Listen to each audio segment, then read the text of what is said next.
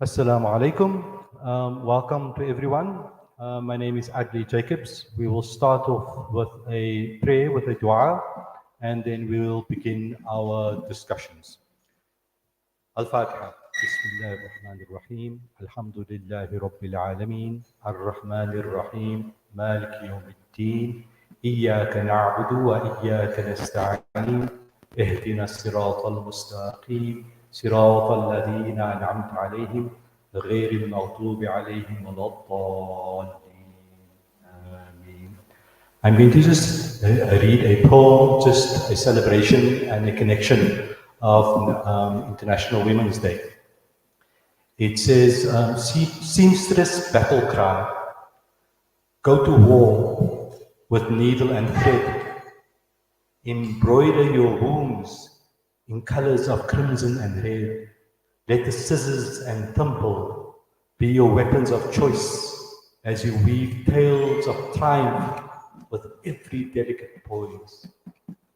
The mop and the broom shall be your battle gear as you sweep away troubles and vanquish every fear. With cutting and grating, you shall slice through the fray, and with each knot you tie, you'll pave a new way. Washing and rinsing shall cleanse your soul, and ironing and folding shall make you whole. For colors, hues, and tints are your shield and your armor, and stains that won't come off. So it shall be your badge of honor. This ancient technology of knitting and knotting shall be your trusted ally in battles worth plotting. Thank you. Alhamdulillah. I will hand over to Mariam, who will do the introductions to Salam Media and to welcome you on behalf of Salam Media. Assalamu alaikum wa rahmatullahi wa barakatuh. Peace and blessings to all our viewers, and welcome to this special 8th March 2024 International Women's Day of acknowledgement and celebration. So today we are with our partners PSA and E-WADI, and the theme for this year is we're focusing now on personal to political agency, empowering within. So this year the UN's topic is inspire inclusion. Included is fostering a sense of relevance and employment. Yes, so this is from on behalf of Salam Media. Welcome to everybody. And Salam Media, as you know, we've been commenced in 2016, and specifically for this, for humanitarian journalism, to put the issues that affect humanity, amplify the voices, be the voices for the marginalized. We live in a fantastic constitutional democracy that is South Africa, proudly South African, because this platform is a privilege the world over.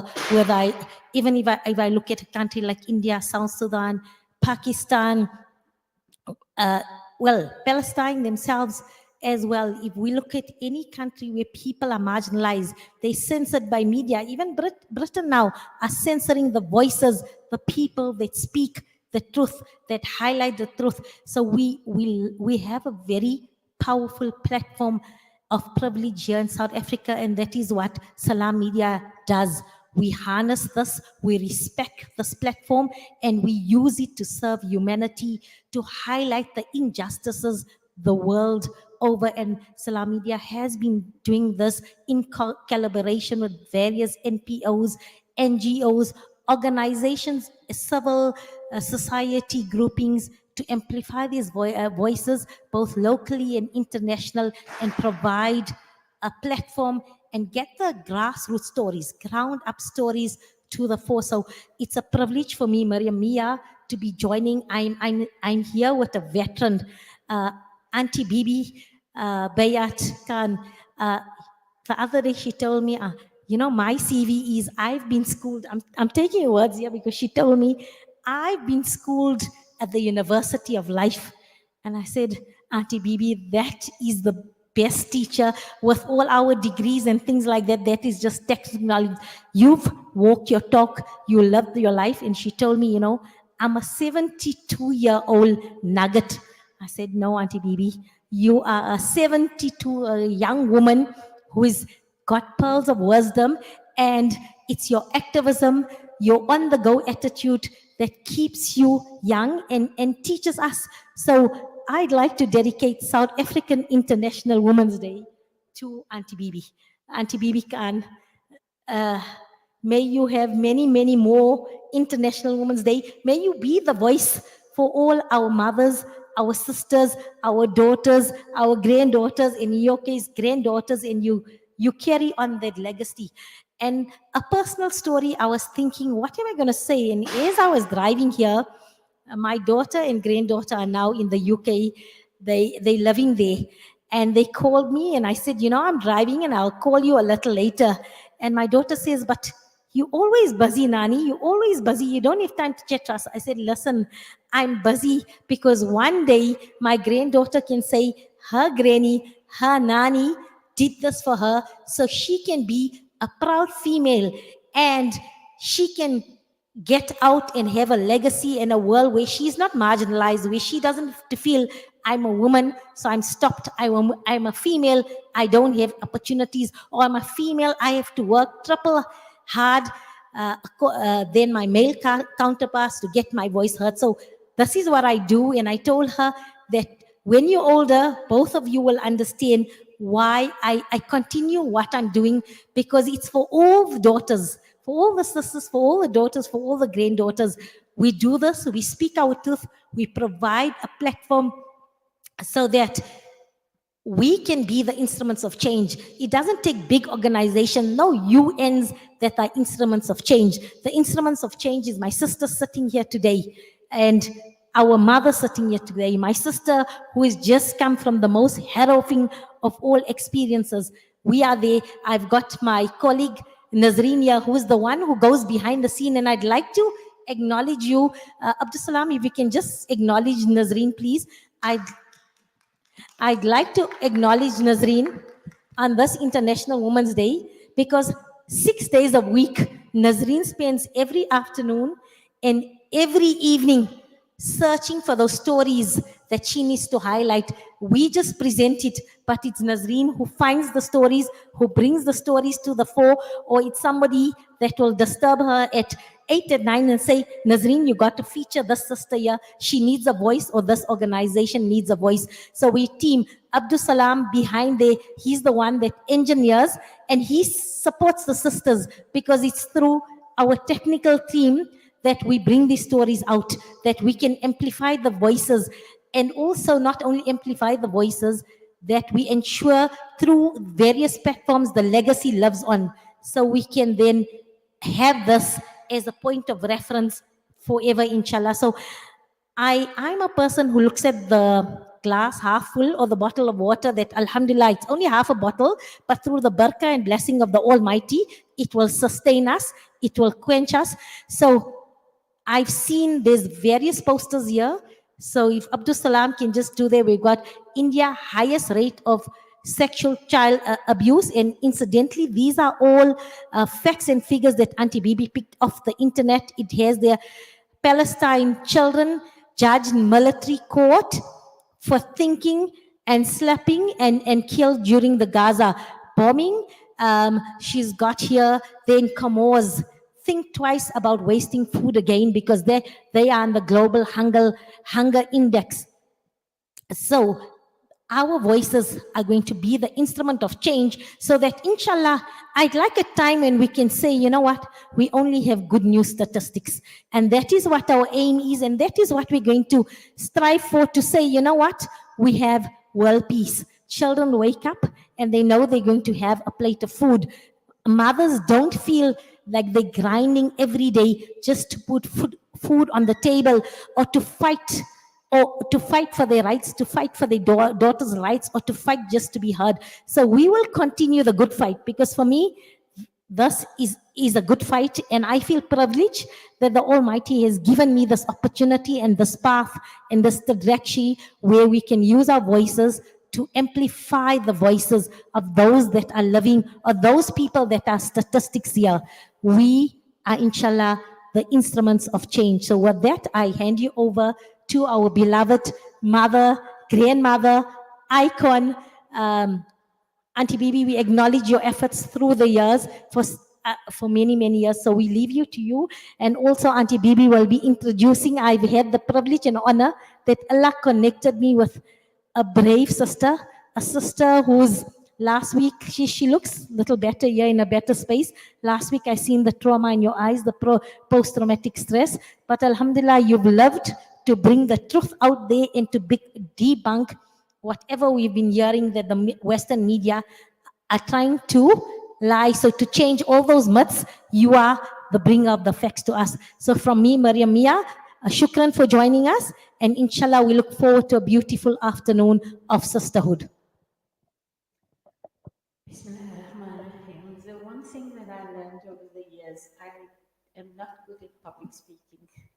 So I have to always think to myself with a dua. And it was at the time when the people died in the factory fire, so I was scared to do it on the radio. O Creator of the heavens and the earth, O Ya Allah, guide my tongue and my thoughts for anything I say or think, not to harm anyone. The simplest truth is all we need. The simplest truth of thy existence. And that truth, justice, and peace is required from all of us.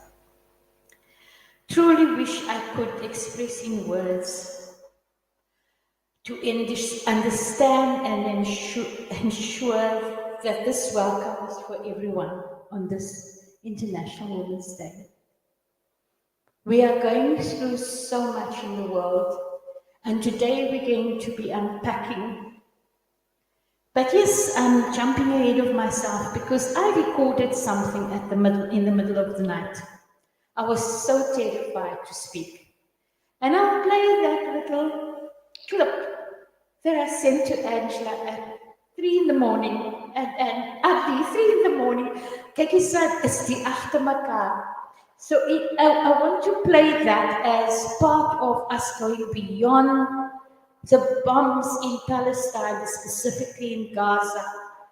May we welcome all to be attentive with the sharing in this of a personal to a political agency. We all have our own agency. Nobody can take that away from us. And we decide in our personal choices, in our political choices, and that is very, very important. I said for 3 weeks, but anyhow, Mahatma Gandhi said, be the change you want to see. Remember, that was from Mahatma Gandhi. But in our perspective to grow our Ubuntu, and there isn't yet globally the language of understanding. Ubuntu means humanity.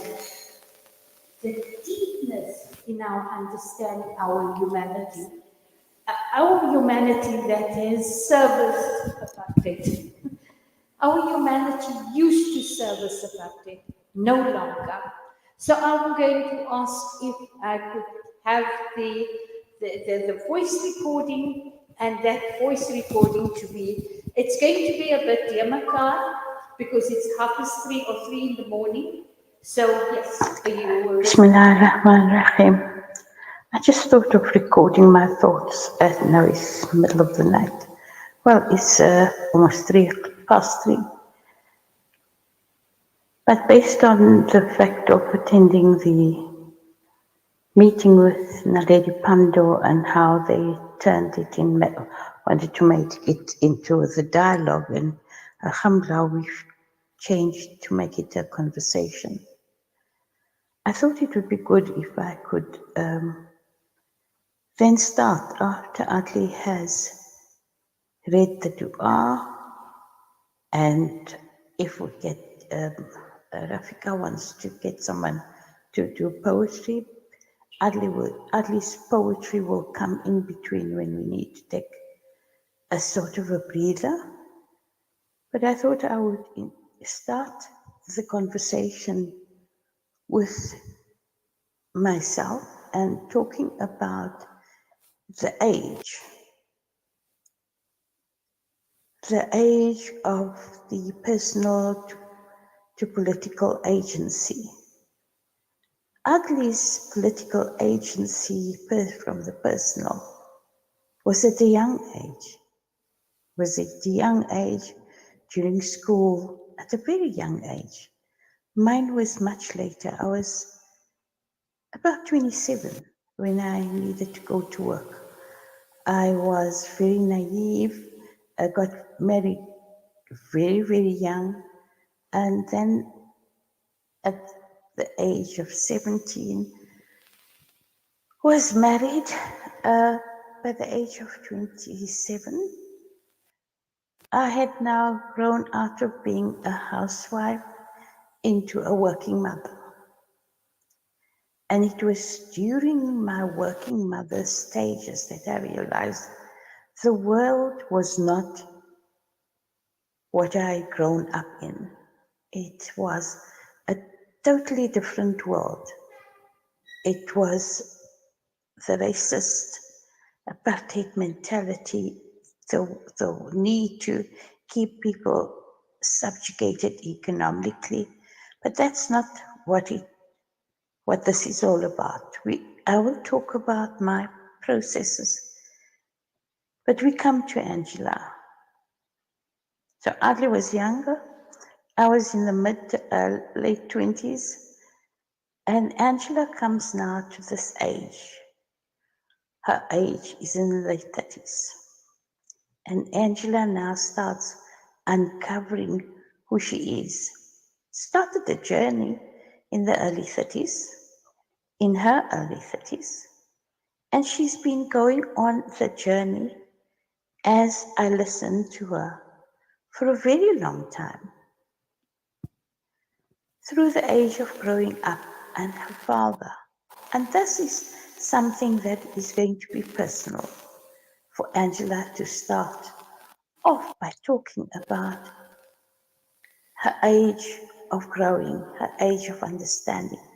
And now in this space of 3 weeks, coming to understand what activism is about, what is it that we want to do and stand up for justice. Having learned, having lived in Palestine and now comprehending the whole sense of what the injustice is in the world and how politics gets played. Because I've tried and I hope and there's understanding amongst all of us here. I am in politics, but so are all of us. When we talk about prices that go up, remember Iraq? And since Iraq, what has that done to the fuel price? What has that done to our our currency in this world? We must understand the global politics. So it's bread and butter issues, not the politics of being in government, the politics of holding a seat, the politics of being elected. When we as activists do what we do, we don't ask anyone for a mandate. We know it is a just cause and it's for just peace that we want to be building one another up from your personal to your political agency. You will decide, eventually you will decide what type of country do we want. We had our liberation struggle. Now, is that liberation struggle not still ongoing as we have to deal with the politics of the world? And there's lots and lots of things that go on that I've understood now as I speak to people.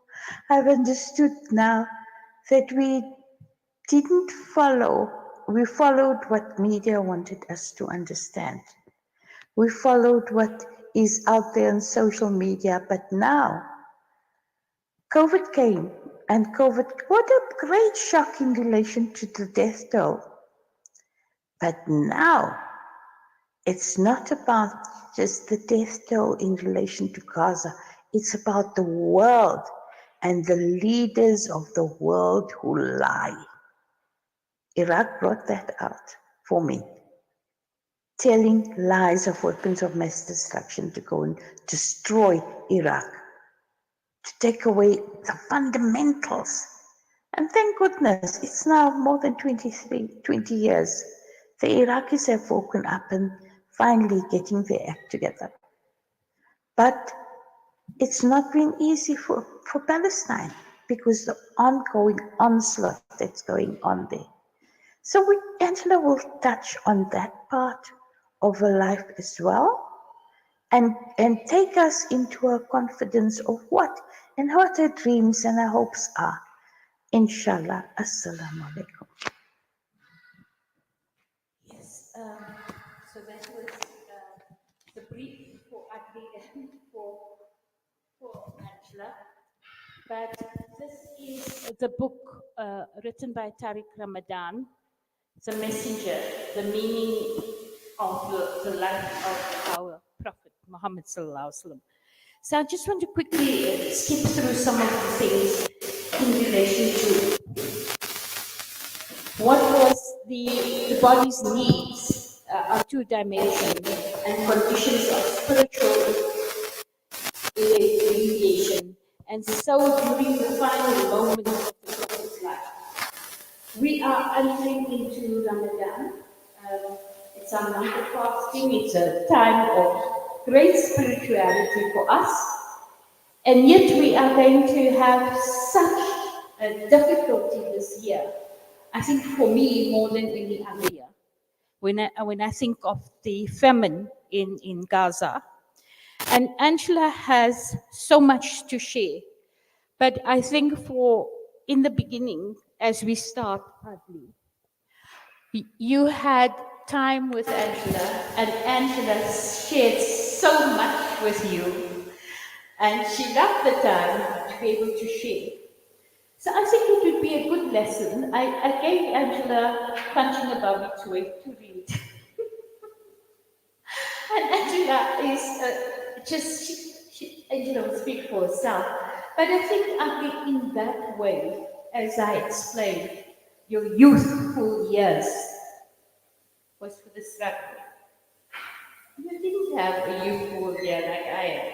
It was by little. You can throw my in here. It is about that I need you to share for Angela to get to grips with Adli as a young activist. This is a process. Activism, Asha will tell you as well. Adia will tell you as well. Sadia will tell you as well. Activism is something that is a process. So ek dink Adli as Adli van dit kan praat Canada.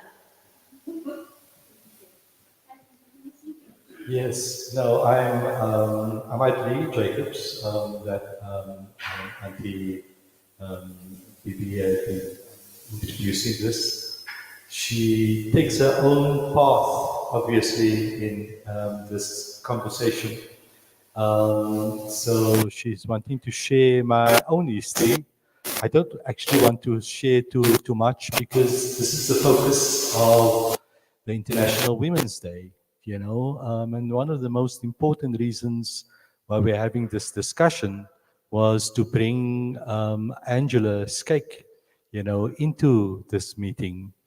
So I'm going to shorten that very much and say what I prefer. In our discussion that we had in our garden, you were sharing with us how it is that you embraced Islam and the journey that you took on that story, on that wonderful story that you in fact shared to us. So if you'd like, where you'd like to start and sharing some of those stories, So Angela, to you. Assalamu alaikum wa rahmatullahi wa barakatuh. Well, My journey into Islam started with my father. Of course, the one and only Allah. If I think about it, through all my years, Allah has been with me. But He used my father to brought me into Islam, to introduce Islam to me. The occupation my father had done was involving, most of his customers was Muslim, and he adored the Muslims. He never said anything wrong about them. He would take me with him to the customers, and then they would play the Quran on the radio. And then I would ask him, what is this? And then he would explain to me, it is their Bible, like we have our Bible. And it was very beautiful. The sound was beautiful for me. But that time I was like 9, 10 years old. So as the days goes by, my teaching with my father and my grandmother, the ways they taught me as a Christian, as a human, to have humanity for others, they believed in every person in this life. They are free to live. They are free to, so sal sê in Afrikaans, hulle is vry om asem te haal. So it is the upbringing as well, what my father have taught me and my grandmother, that has also carrying a huge weight into Islam for me today. By the time the year 2010, I was in college and I was meeting a friend of mine. She was Muslim and she had a most beautiful, beautiful adab. She was a very beautiful person, not from the outside, the inside. And I was wanting to be friends with her. I want to know about Islam, but not actually at that point about Islam. I want to know her because she was so beautiful inside. So she started telling me in Islam, women have more right than men. And for our people, they believe woman doesn't have any right in Islam. How wrong they really are. So I started asking her, tell me more about Islam. I'm very interested. And then she started telling me. About 2 weeks later, I came back home. I tell my father I want to become a Muslim. My father was saying to me, no, don't do that because you're the community of our people, our family. I will not be strong enough to handle them. So he asked me to rather leave the idea. So for 8 years, say 7 years, I carried that in my heart that I want to be a Muslim. I was making lots of prayers to God. I asked God, please show me a way. I want to be a Muslim. Make me a Muslim. I got married in the meantime to a Christian. I have a beautiful son. He's now 17 years old. And yeah, so the time when my father becomes sick, very ill, he told me about 5 months before his death, we had a discussion about Muslims. I always knew my father had highly respect for Muslims. So he told me that all that we know, maybe the Muslims is on the right path. I asked him, why do you say that? He said, do you know that in the Bible, they talk about our Prophet Muhammad sallallahu alaihi wasallam? So if the Bible mentioned him, means it is true. He does exist. I was astonished. I was like, wow, this is true actually. Then on that point, the discussion ended there.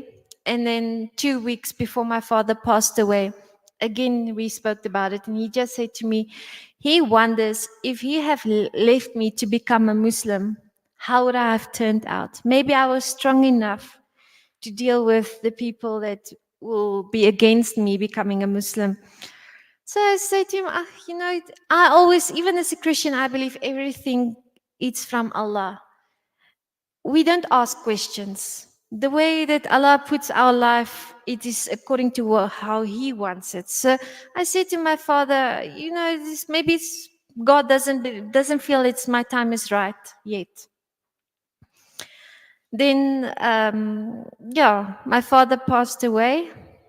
It was a very sad moment in my life. It was in 2018 when he passed away.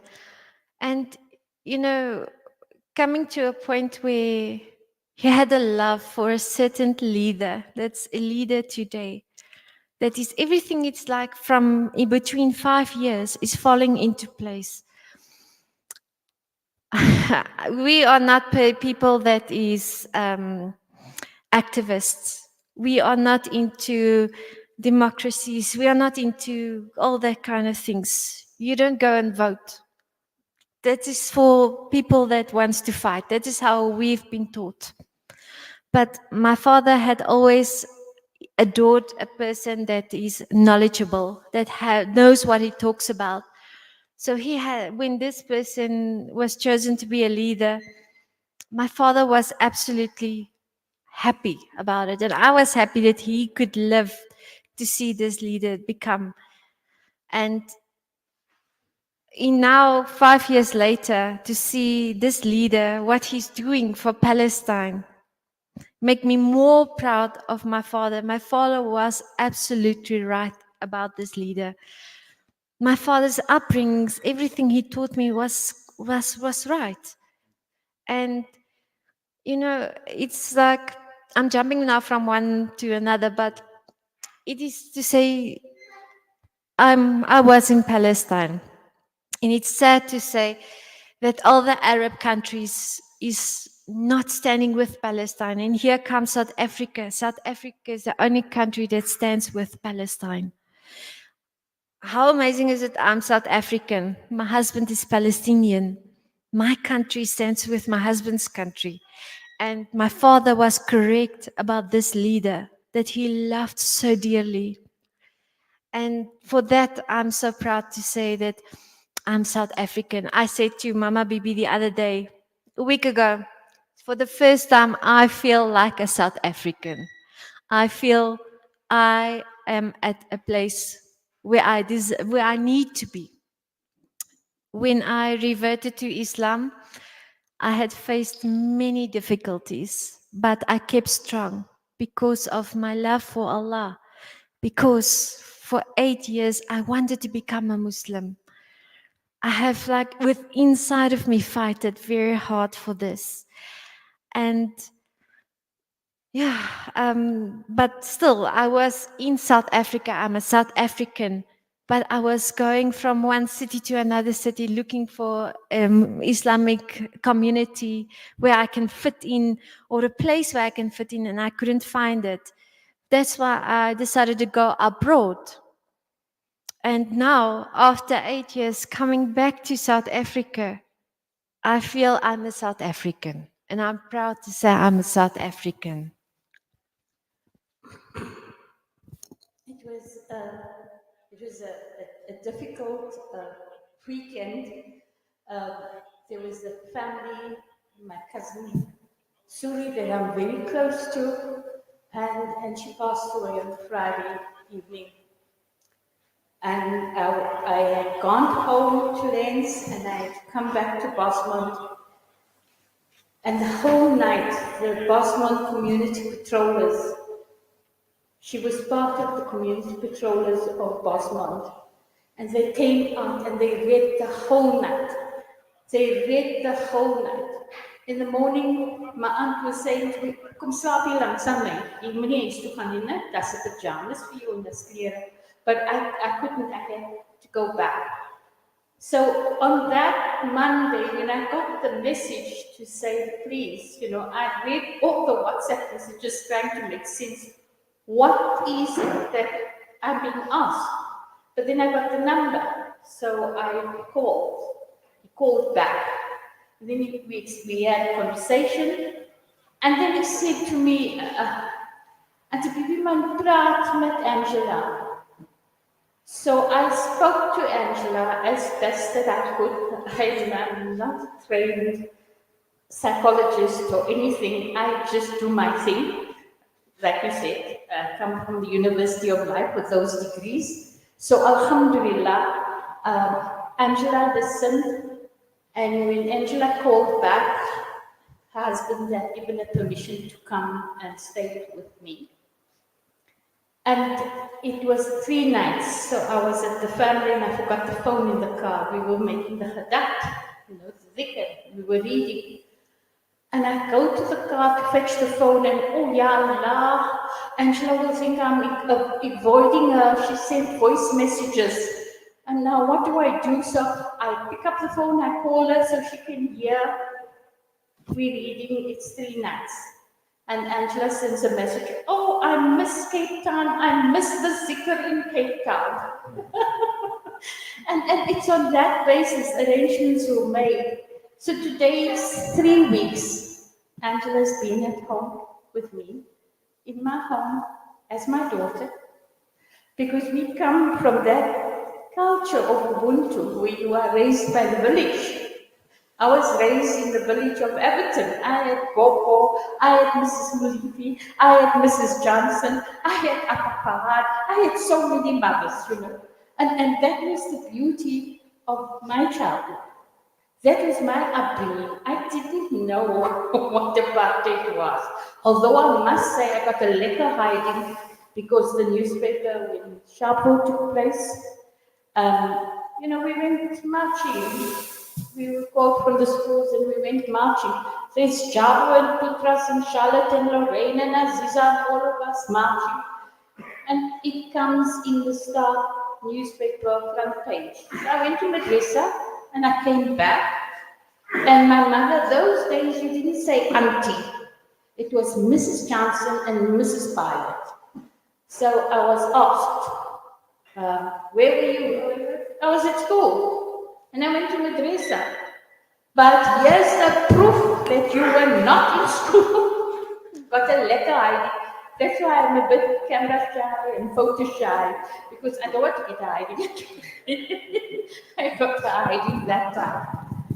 But didn't understand. In school, my brother said to Angela the other day, oh, hier kom sy sa, nou kom sy met 'n boeremeid. Ons het haar boeremeid geroep, because they called me boeremeid. So I think that is the reason why he captured the quota, because he thought it's multiracial, non-racialism that we fought for. But it is a wonderful experience to have a young person at home, willing to listen to this old woman talk about all her stories, because I must say my children, they felt that the struggle had taken me away from them, because you give up family, you give up everything to be in the struggle. Lots of times it is only Allah Ta'ala that has spared me from being locked up. So once I was locked up, and when we had to go, the last group from Lens came out, and now they can't pick me up now, but they asked for names, and everyone gave different names and different addresses. So when it came to me, I couldn't remember a name. I'm not good with names. And they said to me, what's your name? So I said, Sukna. So I spelled the Afrikaans, Sukna. And he said, Sukna wat? Ek sê Kaba. So my name was Sukna Kaba. And we didn't go to court, because why must we waste our time going to an apartheid court? For what? So we didn't go. So there was a warrant of arrest or not for Sukna Kaba. So let's not Sukna Kaba. But yes, these are stories that makes us who we are. I think it's important. Yeah. Yes. Shukran so much, and shukran for sharing your the stories and the insights. It helps us. It helps us to understand the type of not just an activist, but a real community. Supporter, helper. Changing people, helping people, transforming them. This is why you got me to come to this meeting, because you're a real inspiration. I want to ask Angela quickly, shukran for all of your insights and so on, but there are many different stories within you. And I know you that some of that stories that you were sharing are also painful. But I wanted to just get you back to Gaza. You know, how did you end up with Gaza, and how is it that you had to, you know, to leave?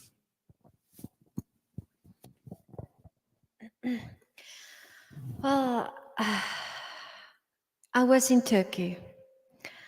I wanted to relocate to Turkey and continue with my Islamic studies in Turkey. And there I met my husband, this Palestinian. He was at that time a Islamic financial tutor. He had a class of students. He was tutoring at this coffee shop.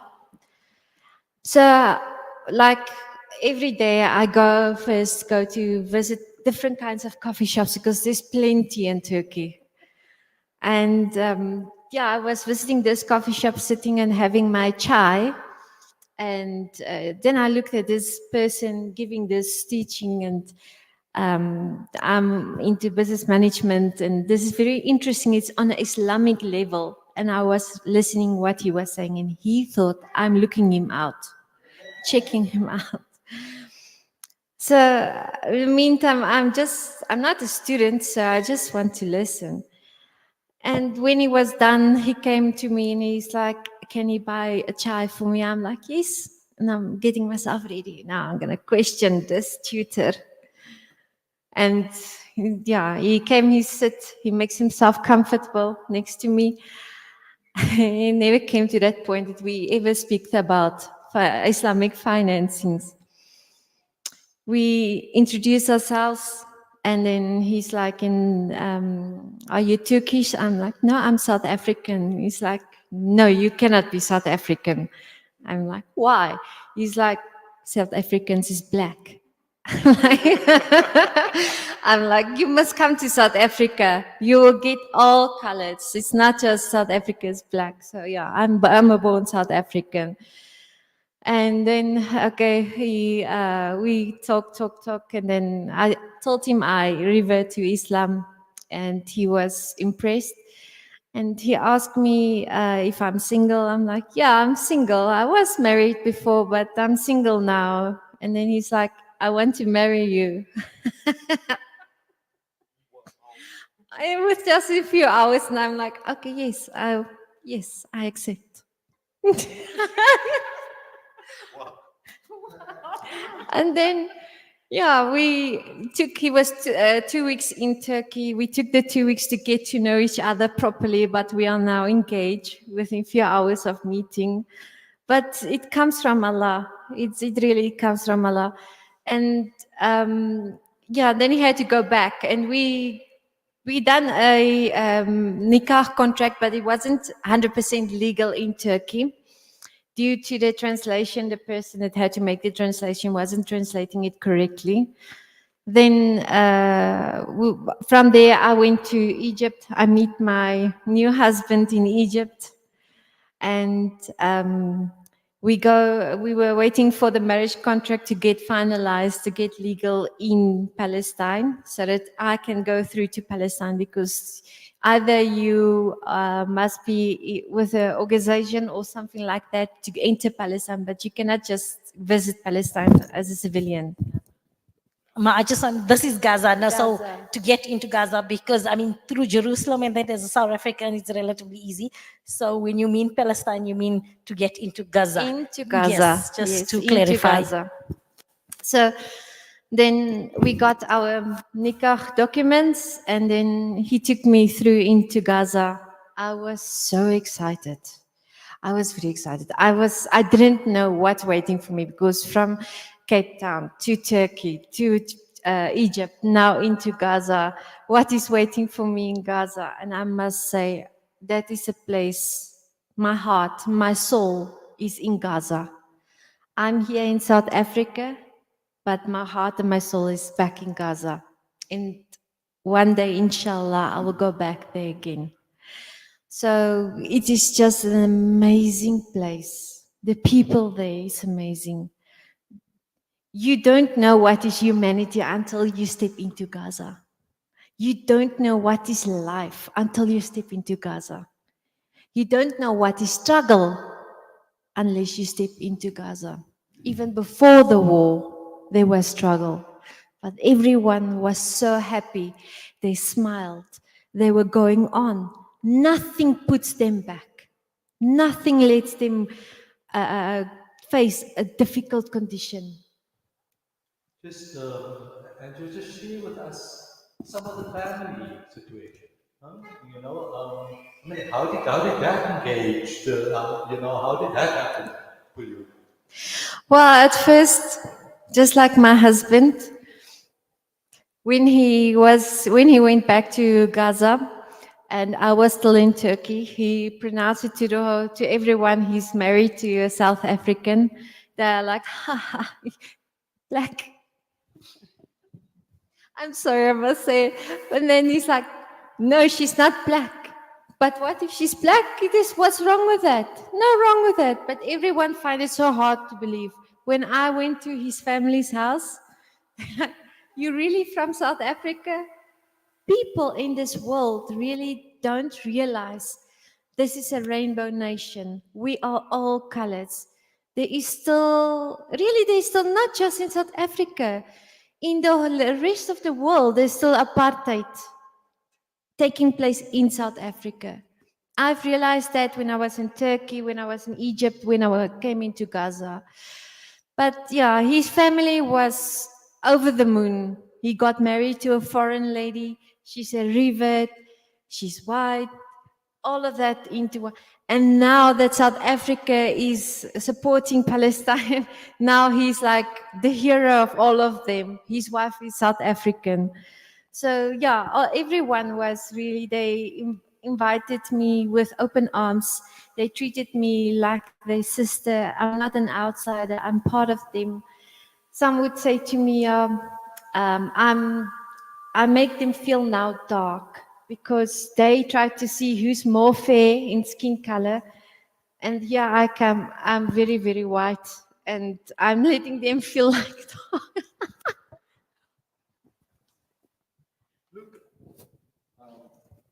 Yeah, this is quite fascinating. One of the questions that I didn't ask you the last time, how did you engage the issue of food? I mean, that must be with your Afrikaner background. I'm glad thing that you actually raised the various cultures in South Africa. I mean, linguistic changes, and protection, from our constitution, So it's quite wonderful that you, in fact, explained that to the Palestinians. But food, how did you handle that? Well, I would say Palestinian food is actually in some sort of way very close to Turkish food. I have had the opportunity of eating Malay food, Indian food, boerenkos, and Turkish food. But you still miss your South African food, but the food in Palestine is very delicious. They are more concentrate on the vegetables because, before the war, it was very expensive already that time. A kilogram of chicken will be 50 shekel. 50 shekel is less than 250 rand. So you are lucky if you can have more than 3 times a week meat to eat. So they are very much concentrate in eating vegetables, which is so delicious. They will take this grape leaves, make like a rice dish, roll it, and then they will boil it in some lemon juice with pepper and salt and some tomato paste. And then they will dish that up with some other vegetables or salads. But on a Friday, it's a must. They must eat Fridays. They must eat meat, and it is so delicious. Yeah, I'm actually missing that a lot. And then the language barrier, how did you do some courses in Arabic, and how did you manage in terms of just everyday language and the linguistics and that? So how was that communication going for you? First of all, I must say thank you to Google Translate. That's how I got. I was, my husband, he was supposed to teach me Arabic. He said it is just a love language.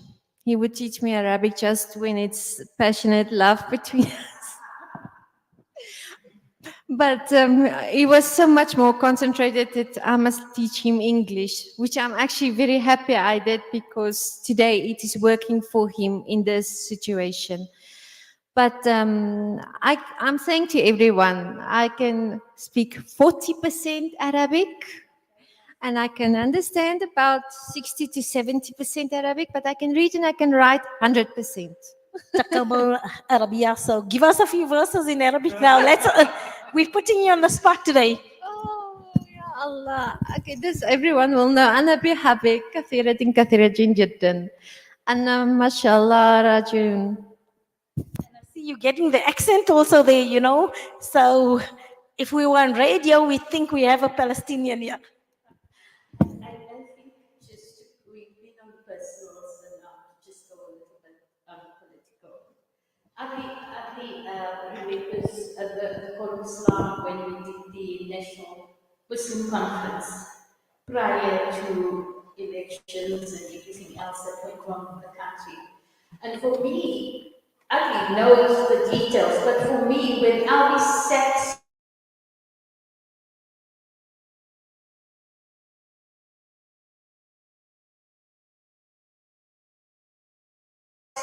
the poetry. That's why in our chapter 9, we have culture, religion, and linguistics. But it comes from that, and I think that's important. The kind of work that was done by activists as Muslims to say we belong, we here, and we called up a Muslim conference. It was quite a lovely conference, I must say. There was some groups that I called the Jack box. Don't mention names. Because they would jump up this way. And meantime at night we found out that they had set it up in such a way that they gave the impression that everyone was thinking in line with what they were saying. And when you review at night, you're like, this one, it's just posting it. So this is what's going on today. I mean, we have elections coming up. And the elections it's amazing for me, I think. For me, the elections this 30 years is absolutely amazing. There's a totally new way. The young people are thinking differently. They are seeing things differently. And when they make their choice, they will make their choice. But it's as Angela was saying, her father was looking at educated person. You wouldn't mention the name. So her father loved this person because of what he had done in the 80s. So it's important to understand. And if we can understand the whole of Islam was for justice. And in that way, there was that influence. And that is that people are now beginning to understand justice is not for free. You need to take the stand. You need to do what is right in your community, whether it be against your fellow Muslims or not. 6, when the police and the courts found me to come and take and do what needs to be done because they caught the drug dealer, the kingpin was a woman. And I needed to go and object to bail. And knowing that our communities are not people who would come out to protest or do any of the things that many people would do, we decided to do it on a petition level. But of course, the drug dealers also wanted to have a petition, and they were saying they want bail, and 4 of our organizations said no to bail. So it was a battle at the court. It was a really an important battle for the community to come out and sign the petition. Because you're scared, nobody must know your child is an addict. It's the same as people had about cancer years ago. Nobody wanted to talk, my family has cancer. So it's gone to the point where even with drug dealing, and you need to look at it because there's a lot to deal with drug dealing.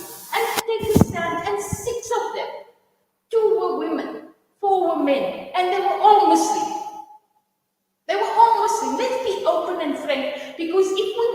go with how we are taught. You must cover up.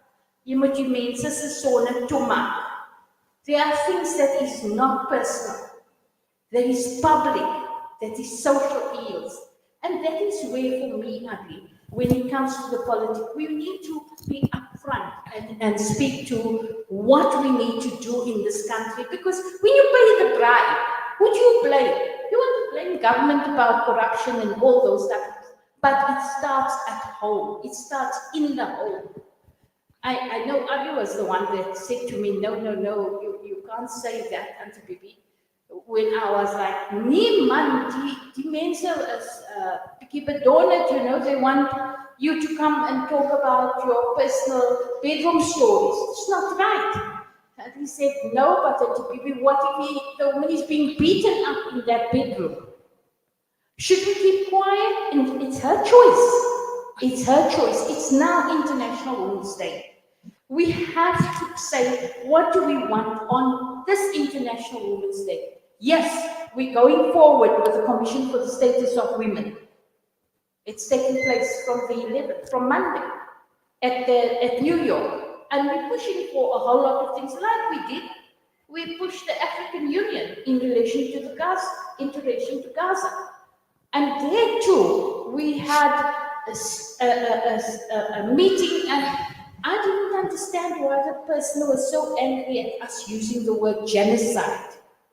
But it was like, you had a red flag. Now with the court case and everything, now I understand. I leer nog, University of Life. Yeah. So I just want to welcome all our Facebook and YouTube listeners and viewers. So we've got Marjorie Jacobson, and she's just given a comment here, Auntie Bibi, mashallah. Let me just get to the comment here. She says, this is a wonderful session, sharing personal insights and learnings. And that's what we hear, because as I said in my introduction, as an individual, we can make the choice to be that instrument for change, and we have this powerful platform which then we're giving here. And as Auntie Bibi is speaking here, and I'm listening to Angela's personal story, which is so inspiring, and then I get to Auntie Bibi and I feel this University of Life is keep on teaching me, and we owe her fees. We actually need to pay her, because listening to the story, and then she moves to say she was in court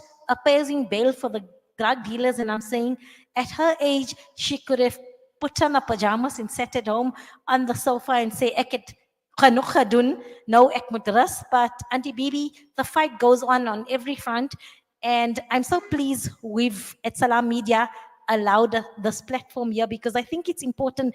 Intertwined with Angela's personal journey is a soldier, a mujahideen, female virgin speaking out, standing the ground and calling people to account and sharing your truth. And I think it's important that we're providing the platform, but if we need to be instrument of change, then we can't sweep of sit alles under the carpet or under the table as they say.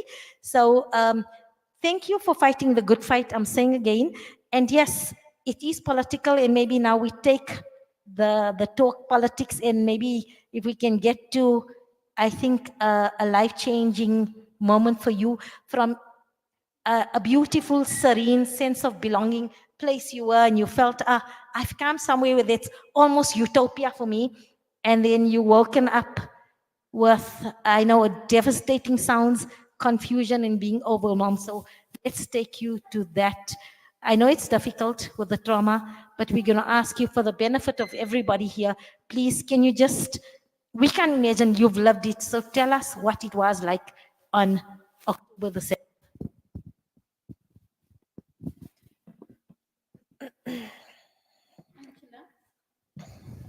Angela, if I may just jump in, what was the 6th, the wedding? And if you could go from there. Okay. Yes. On the 6th of October is actually where it all started. We were getting ready for Juma Salah, and when it was time to go outside, the streets was full. It looked like people is protesting. every corner, every street was full. I was astonished because in the 3-4 months that I've been in Palestine, I haven't seen something like that. I asked my husband what's happening, and he was explaining to me this is like just brigades coming together, the parties, and then they are just having their normal meetings and stuff like that. But it was in a different level. Then didn't think much of it. We went, we gone, we done our Jum'ah, we came back, he took me for lunch, we eat our lunch, and then that night after Maghrib prayers, we attended to a wedding, a family wedding venue. My first Palestinian wedding. Alhamdulillah, yeah. And then we went to the wedding up until 11, 11:30. Then he came to fetch me because the woman must be separated from the men. And still the streets was full. Still the streets was like, the brigades was going on, the protesting was going on. What is amazing to me is Israel had a drones in the air where they are keeping a close eye on Gaza. Drones, yeah. So they could have seen this happening. They know what was coming. They knew. I say they knew. So no one didn't do anything about it. No one think anything much about it. But even 2 weeks before the war started, they were starting preparing for the 7th of October. And it was so loud, everyone could hear it. Preparing in a manner of getting themselves ready for war. My husband would say it is them because Israel can strike at any time at Gaza. So they want to be prepared. They want everything to be ready. They was inside the ocean. They were doing some bomb exercises in the ocean. You could hear the blasting sounds in the ocean. And I mean, the Israel people have their boats a little bit more than 700 meters inside the ocean, where they give only 600 meters to the Palestinians inside the ocean. To tell me those people didn't hear this commotion in the sea. So many things have took place in that 2 weeks before the war. But coming back to the 6th of October, we went to, after he came to fetch me from the wedding, we sat at a favorite place at the coffee shop by the ocean, watching the ocean and having our coffee and talking a lot up until 1 o'clock. And then he took me home. We went back home. Still, the streets were still full. If I come to think of it, I don't think no one slept that night on the 6th of October. So we came home, took our sleep, and then on the 7th of October, we wake up for Fajr. We prayed our Fajr, and we were just about to get back into bed. Then we heard the commotion. We heard the missiles go off. It was for me a horrible, horrible nightmare. A nightmare that never ended. A nightmare that's still not ending. A nightmare that's still going on. The missiles was going off one by one. But by the 10th missile, my husband said to me, this is big. I must prepare myself. We thought at that time Israel is striking Gaza. We didn't knew it is Gaza striking Israel. The opposite. And he get out to see if the kids and the rest of the family is safe, is okay. I fell on the carpet into sujood and I covered my ears and I just crying and asking Allah to stop, to make this stop. Khalas. 1 hour, 2 hours passing, 50 missiles passing, doesn't stop.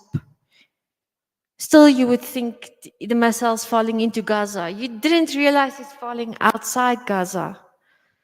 Coming from a person also that have never faced war, never faced even a gunshot in my life. Now I'm facing missiles flying above my head.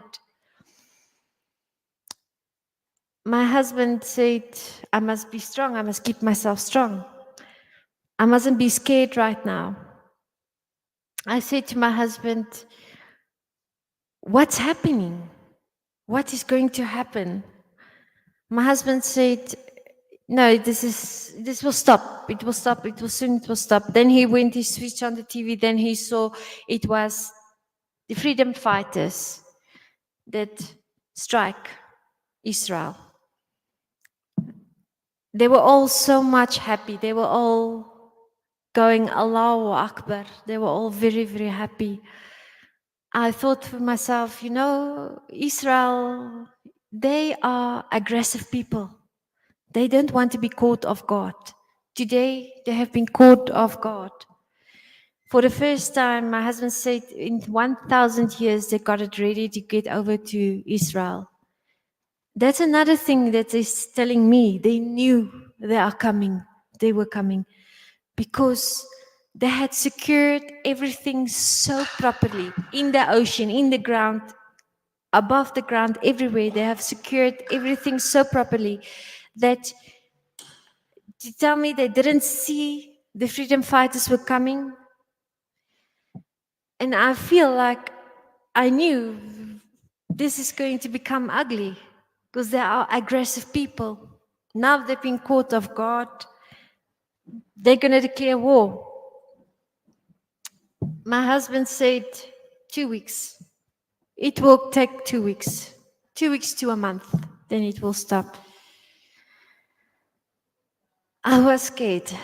I saw myself, I saw death in front of me more than 100 times, especially in those first 3 days. You hear the missiles, it doesn't want to stop. You hear the bombs, it doesn't want to stop. The sounds doesn't want to stop, doesn't want to go away. It's so bad that until today, when I hear the airplanes going over my head, it feels like my whole body freezes. I'm waiting for that sound. I wouldn't want to push you too much, on this, but how did it happen that you had to leave? In terms of that period where you had to involve probably with the embassy, was what happened about that?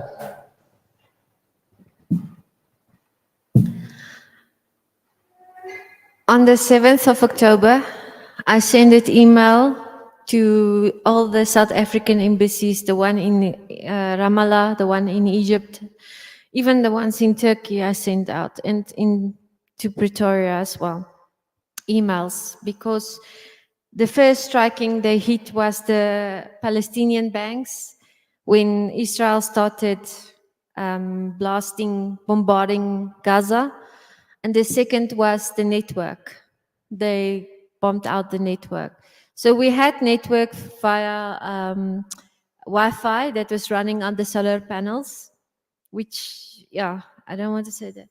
But so through that, I got to send out emails, and I had to wait up until Monday to get a response back, to hear that someone had received my emails.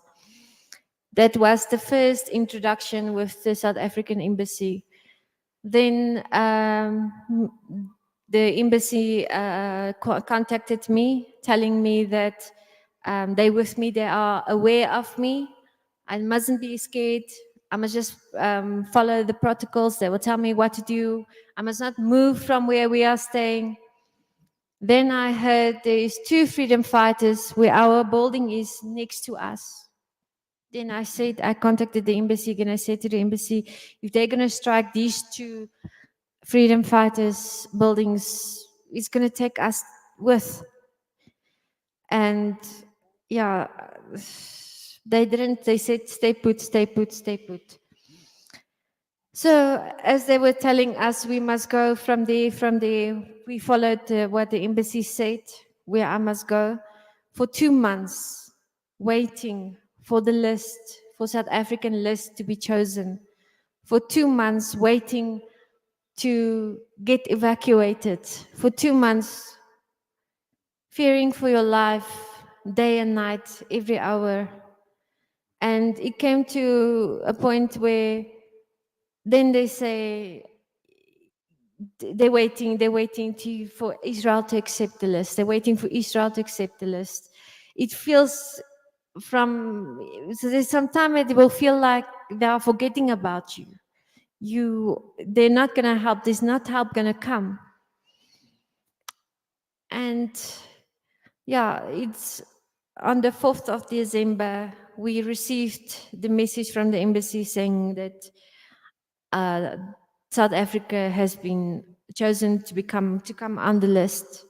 So we must be 7 o'clock in the morning, we must be at the border. We can be evacuated.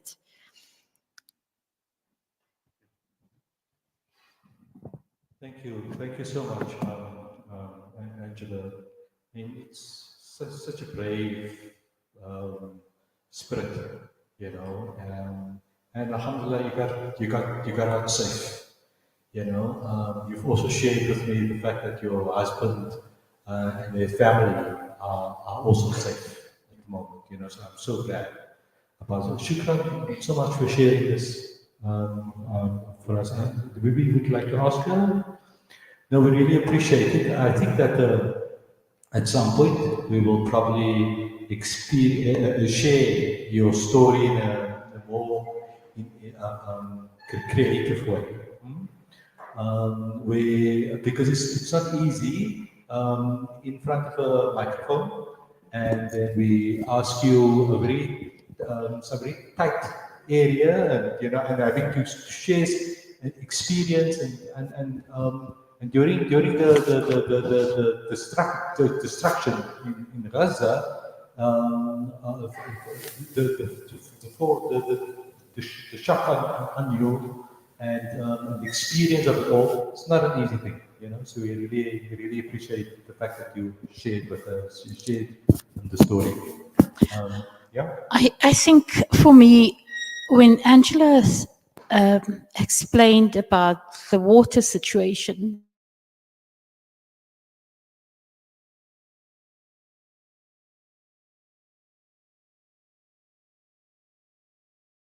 E-WADI, we're very focused since 2018 in relation to the valley of a stream where clean water is life for action and flows to the mainstream for humanity. E-WADI is all about engaging with communities, because we want to make sure that children come and are raised in families in a way that they can have their childhood. They don't go from with everything that's going on now. And the mere fact that the children are growing up now in a world filled with violence, that you see young people easily able to evaluate, to look at leadership, and the question that leadership of the world are allowing famine, are allowing starvation. And that is where we come to our flow to say we must effectively, as civil society, community-based organizations, we need to be very clear about how we effectively, look, this was set up within a week, because the PSA is very committed to the work, but of course they have a lot to do. So they said, no, Auntie B, we're with you, we'll do it. They gave the water and things like that. Salam Media, because Salam Media is a humanitarian journalism. And that is the reason for me to choose Salam Media. You know, nothing else. It's a platform where you're pushing and pulling together for humanitarian journalism. And this is where the quote from Johann Wolfgang van Rode, it's a very important quote, because we understand until one is committed, there is hesitancy. The chance to draw back, ineffective. Concerning all acts of initiative and creation, there is one elementary truth: the ignorance which kills countless ideas and splendid plans. And if we don't understand what the UN was set up to be in relation to humanitarian issues that needed to come to the fore, and how it is getting used and misused by the five that have the veto powers. So no matter how many countries in the world will stand together and say this is not on, they still carry on with their veto. What kind of leaders? So hulle wil vir hulle trompies genoem word of hulle whatever name hulle is. Here we have on the floor how many countries in the world that there's in conflict. I have been not chastised, but Auntie B, it's not only Palestine, but the fact that Palestine is 75 years since you came up with the UN, since you came up with the charters, the Bill of Rights, every charter you come, so it is just ink. And when I heard the Mossad agent speaking on one of the TV, I sat up late at night watching everything, and he said that's not a proper court. So which is the proper court? Which is the proper court in their ideas? And then I understood, because John Polger did a documentary, and he spoke to a settler, and the settler was very much, no, there's only one. So I'm like, okay, we're Muslims, there's only one Allah. But as I was asked to do an interview on accountability, and someone said, so I said to him, I've spoken to you for 3 hours. What is the one thing that I can form a sentence from? So she says, hey, Auntie B, man, that thing about the binary code. What is the binary code? It's a 1 and a 0. It's the programming that takes place with all the technology that we use. But what in life, if we must speak to the question of poverty? Poverty is not just the stomach, poverty of the mind. But now we as women are pushing for the question of poverty of truth. The lies that are told all over the world. Remember the 40 babies, I don't even want to go into that. I switch off. When people stress me out with what is going on in Gaza, then I think of Ethiopia. Then I think of our continent. Then I think about having to argue with people with regard to xenophobic issues. Because the war machinery sells their arms to the country, to the continent, for people to fight. They then rush to other countries, other parts of the world for the milk and honey and the good, good life and things. But they rush to South Africa for safety. For all these years, I've been saying to people, please, I understand your issues in relation to our country and what we need. But remember, the majority, not all, but the majority run to South Africa for safety. They have nowhere else to go. So on that note, I don't know what the time is, so we might just have a few minutes to round off. And I think it would be important just to have a final word. I know me and my dear Makar Kop, what do you call me, Adli, with my copy said, whatever cop that I have, because I jump from one to the other. But there is so much to do. Here's a table that is round. Imagine you're a little dot on this table. That's all we are. How can we fix everything that's going on in the globe? It's massive. And there are governments and sovereignty and language that gets used at the UN. And that is why I just love Minister Naledi Pandor, She's really had the strength of a conviction to speak truth to power. And it's not easy in that position that she holds. But alhamdulillah, she's done well. So, Adli? So, Auntie B, I really appreciate the fact that you invited me. And with Angela and Salam, Lydia. And, this was going to be the celebration. I wasn't supposed to have been in that type of discussion.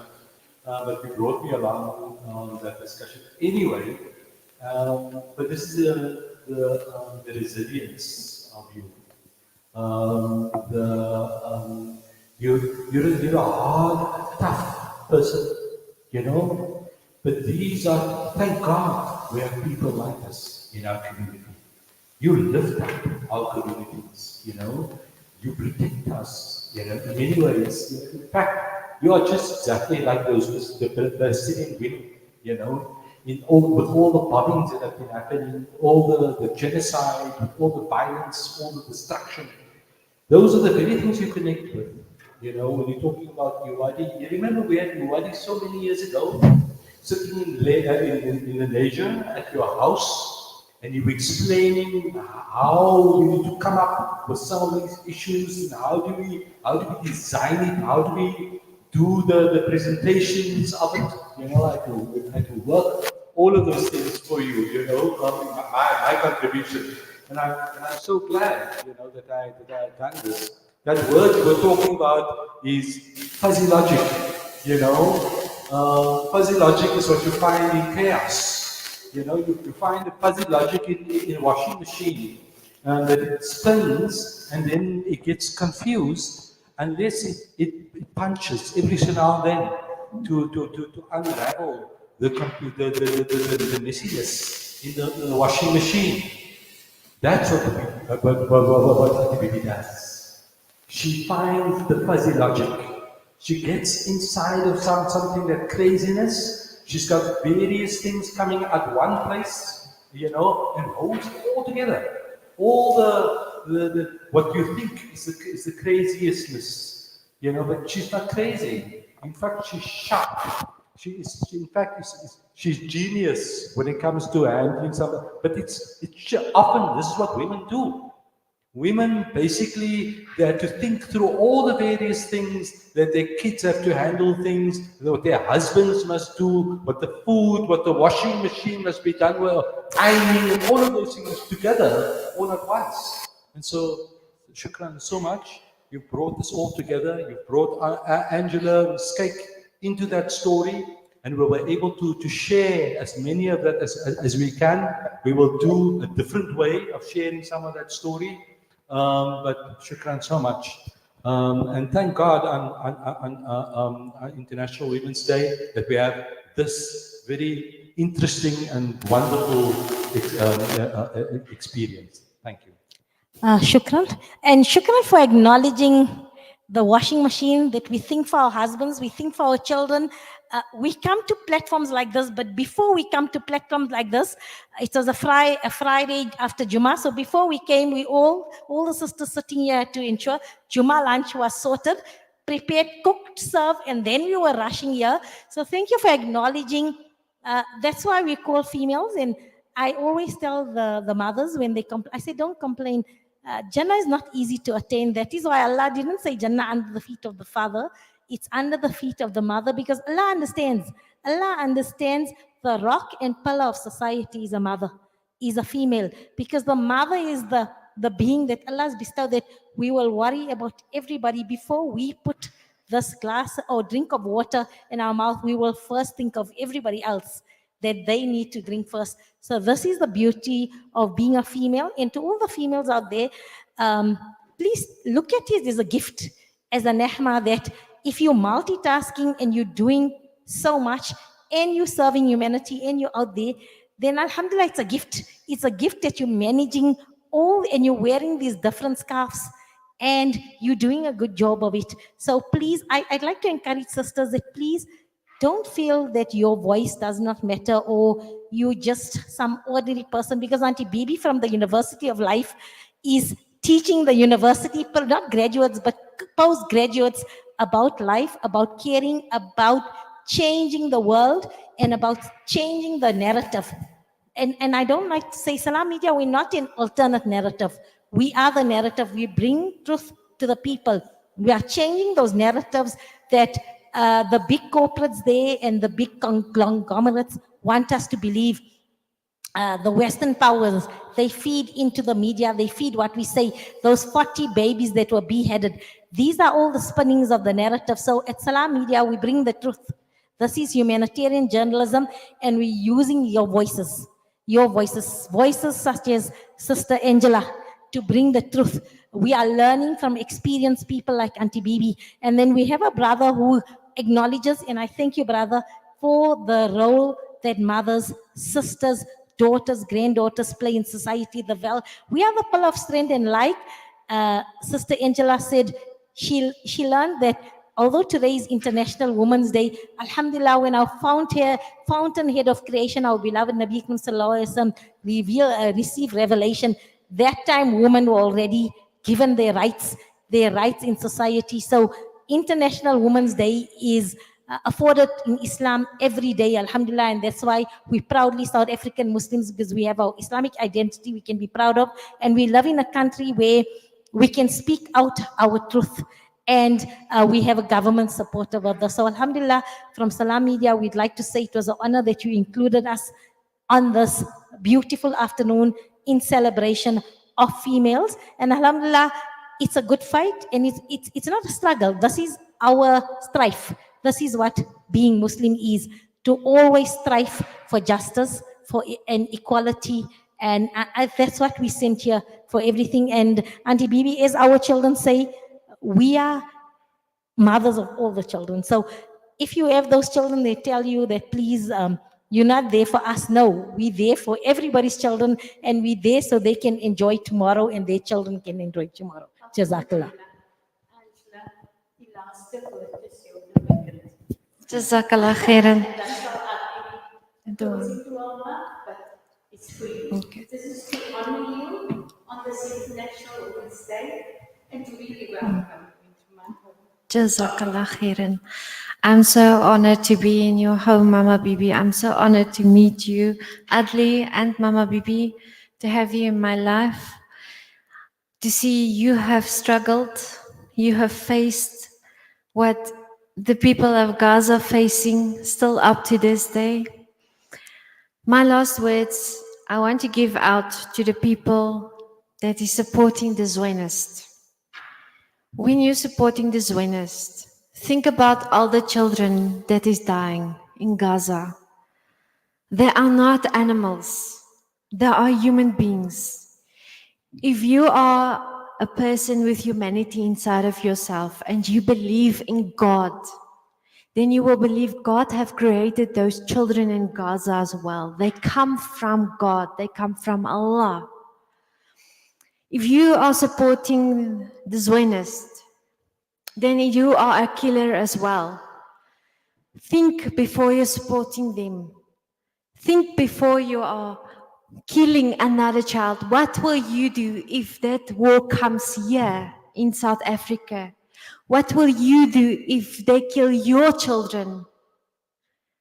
That's all I want to say. Just think before you support them. Angela, so this is just the last hour also. This is the was in the inside of the house. إلا الذين آمنوا وعملوا الصالحات وتواصوا بالحق وتواصوا بالصبر. السلام عليكم. Translation.